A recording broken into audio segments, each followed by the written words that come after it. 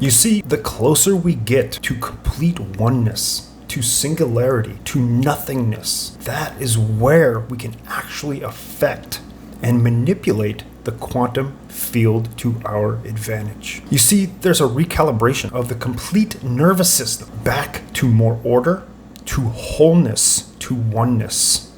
And from this non-judgmental, complete non-judgmental place, we actually gain complete and absolute clarity. Our goal is to combine a clear intention with an elevated emotion.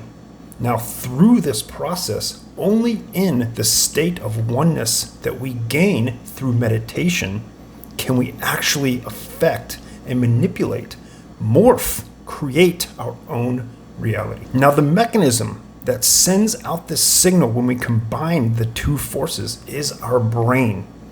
The energy cell from which propels this is our heart.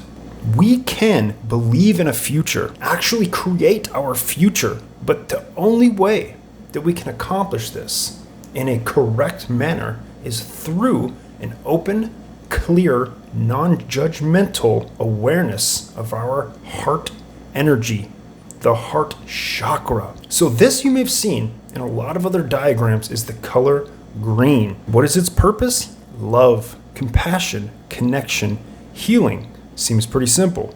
Now the frequency, this is super important. Remember this when you go listen to your affirmations, when you go try to construct a meditation for yourself, remember 639 hertz.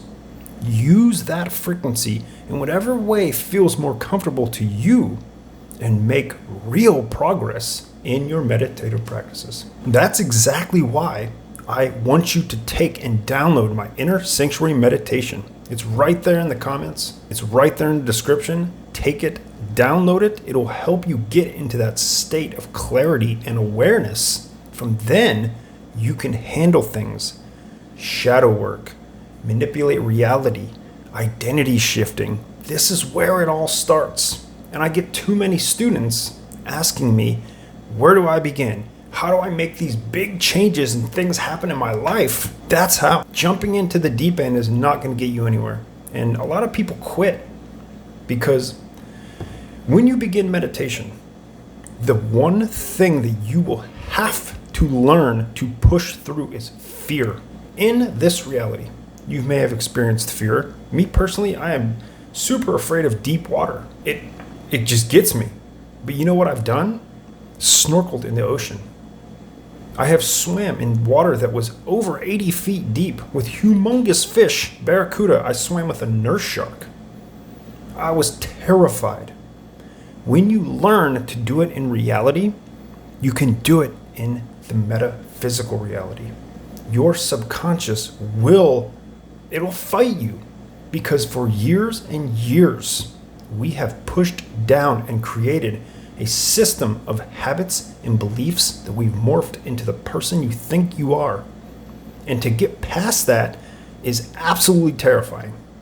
It takes a leap of continuous faith, and you have to understand that you're truly stepping into uncertainty every time. But you have to. You must. Now, a couple hangups that you may come across and just notice that your heart may be blocked. Maybe it has negative energy that is attached. You need to push through that, relieve it, and let it go. Grief, heartache, lack of forgiveness, lack of compassion or empathy. When you experience this, then you know you got a little bit of work to do.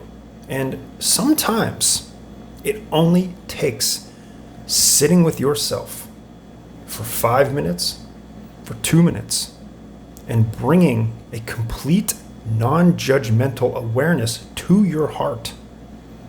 That usually helps. We must learn how to activate and feel through our heart energy, through that center. Because when you do, simply putting your awareness there for a few minutes can morph and change the electromagnetic field around your heart and cause you to have experiences that you thought were long gone. Those are the experiences. That is your subconscious showing you the blocks, the hangups, what you need to get past in order to begin to create the reality, the future that you really, really desire. And don't get it wrong, in the spiritual community, I've said this before, when you desire or want or need something, it is the frequency of lack. But the frequency is different than your goal.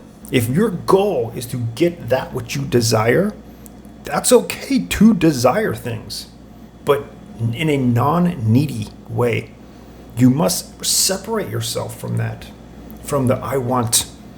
When I get the thing, at that moment, you have just now signaled to your electromagnetic field through your heart and your brain with that feeling of lack that that's what you really desire. But it's not.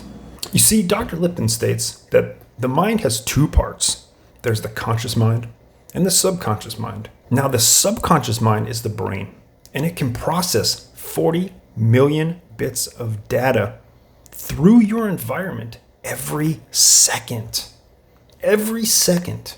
Think about that. The mind is very powerful and very fast, but he states it's totally habitual and not creative. In evolution, the front part of the brain, the prefrontal cortex, gives rise to the consciousness. It's a small piece of the brain that is the consciousness. Self or consciousness is an add-on option, and most people don't exercise the option. Now, what's very interesting about the conscious mind is it can only process 40 bits per second compared to the subconscious, which is fast, 40 million bits per second, roughly. So what does that tell you? The subconscious mind is fast, 1 million times faster, and it can process super, super quick, lightning fast. But the conscious is not. It's slow.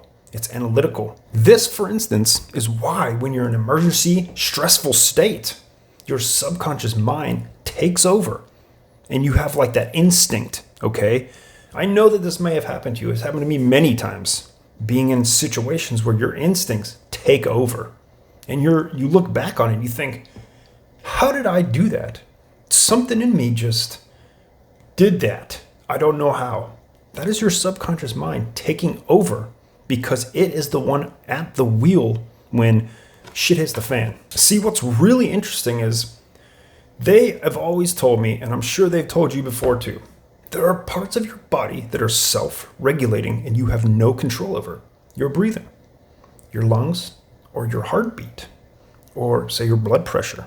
But we now know through massive research that yogis, lifelong yogis who are just the most amazing people, in my opinion, just amazing people to look at, learn from, they can regulate their heartbeat.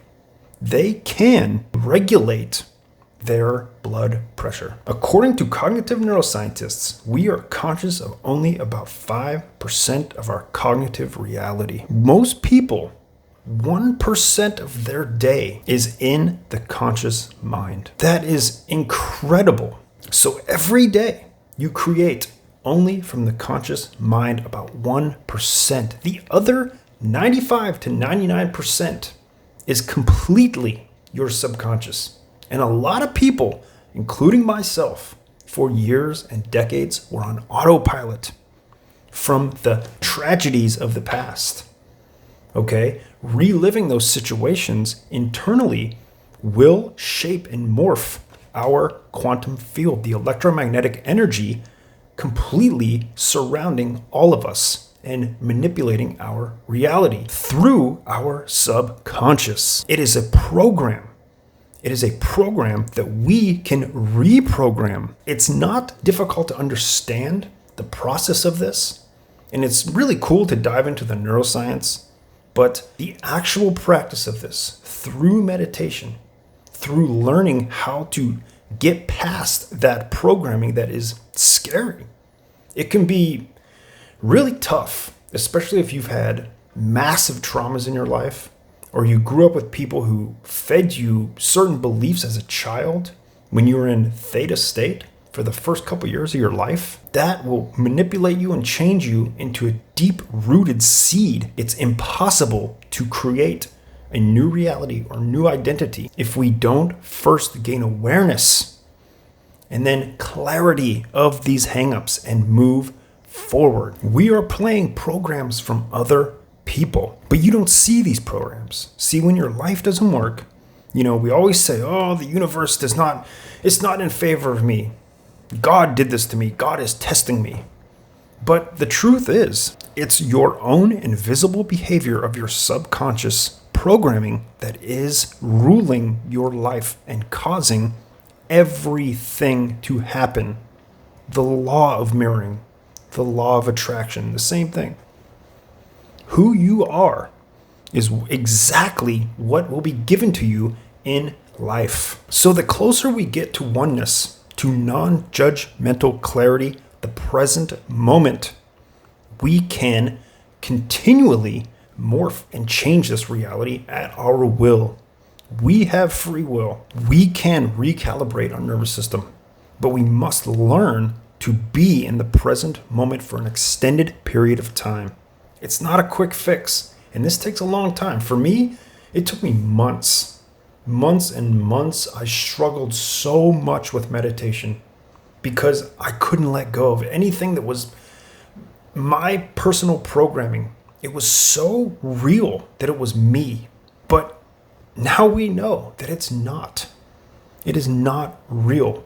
It is a set of patterns and beliefs that you were taught when you were younger, and probably by even other people throughout your life, that you can completely override and start to program new beliefs and emotions, and through your heart, elevate these emotions and create brain and heart coherence and elevate your life. And of course, this takes time and this takes energy. We must prioritize parts of our day to enhance our meditative practices in the morning and at night, particularly whenever we're in theta brainwave state, which children are in for the first couple years of their life. That's why they're so impressionable. And that's why when you ever see children, they can see things that we can't. They notice things in the field, the quantum field, that we are not aware of. And it's because of their brainwaves, the state that they're in. Now, to make all this happen and truly change your life, this is a daily process. This is a practice that you must show up for. You have to show up for. And you have to do it little by little. And I think a lot of people get stuck in this is so hard. Oh my God, I can't control my thoughts. It's possible to learn certain skills like meditation that help us get into that zone. Because the truth of the matter is, instead of waiting and hoping and wishing for the experience that you want to occur, what we want to do is experience the end product first. And as an emotion, this is where visualization comes in your meditative practices. When you get to the point of non-judgmental clarity, separation from the self, oneness, wholeness, and you can stay there for a significant amount of time, 20 minutes, 30 minutes, then, in my opinion, after that, you can pretty much stay there as long as you want, because it's just the first step of meditation. It's just the first step. And it's just like riding a bike. You have to learn how to balance first. Then you can move the pedals. Then you can steer. Then you can do wheelies. Then you can go off jumps. Then you can do tricks. It's just like that. So what it boils down to is, instead of waiting for the occurrence, you make it happen. You truly feel the feelings of you in that moment with your dream home, your dream car, your dream girl, all the money, all the abundance. You know what the lack of that feels like. Why not know the abundance of it? Because it's just a vibration. If you can imagine it, you can bring it into your reality.